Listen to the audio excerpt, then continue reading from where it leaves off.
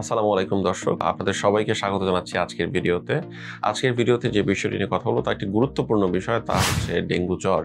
Dengue জ্বরের যে বিষয়টি নিয়ে আমরা আজকে কথা বলবো তা হচ্ছে ডেঙ্গু জ্বর নির্ণয়ে যে পরীক্ষা নিরীক্ষাগুলো আমরা করে থাকি, সেই পরীক্ষা নিরীক্ষাগুলো কেন করি এবং আমরা কখন এই পরীক্ষা নিরীক্ষাগুলো করব। সেই পরীক্ষা নিরীক্ষাগুলোর কথা বলতে গেলে প্রথমেই চলে আসে ডেঙ্গু NS1 পরীক্ষা। এটি খুবই অ্যাফোর্ডেবল একটি টেস্ট এবং গভর্নমেন্ট কর্তৃক এটি একটি নির্ধারিত মূল্যে কিন্তু এই পরীক্ষাটি আপনারা করতে পারেন এবং বাংলাদেশের সকল উপজেলায় পরীক্ষাটি অ্যাভেলেবেল রয়েছে।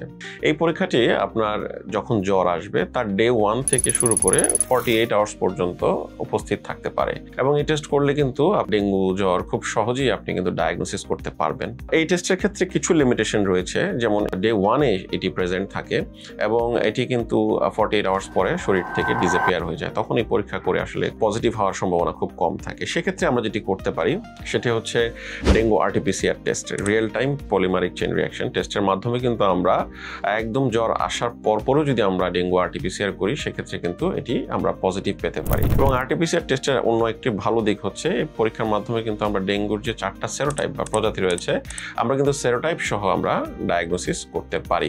এখন যদি কোনো ব্যক্তির দেখা গেল যে জ্বর এবং লক্ষণ সবকিছুই ডেঙ্গুর সাথে মিলে যায় কিন্তু তার ডেঙ্গু NS1 কোনো কারণে তার নেগেটিভ আসছে, সেক্ষেত্রে কিন্তু আমরা RT-PCR করতে পারি। কেননা ডেঙ্গু NS1 অ্যান্টিজেন পরীক্ষাটি 80% সফল আর 20% ক্ষেত্রে এটি কিন্তু ফলস নেগেটিভ আসে।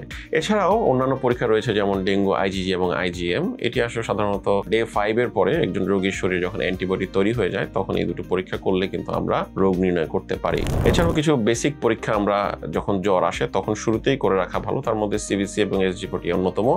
এই দুটির মাধ্যমে আমরা আমাদের শরীরের রক্তকণিকাগুলো কি স্টেটে ছিল জ্বরের শুরুতে এবং পরবর্তীতে কমপ্লিকেশন ডেভেলপ করলে সেক্ষেত্রে আমরা সেটাকে ট্র্যাক ডাউন করতে পারি প্রাথমিক অবস্থায় কি ছিল।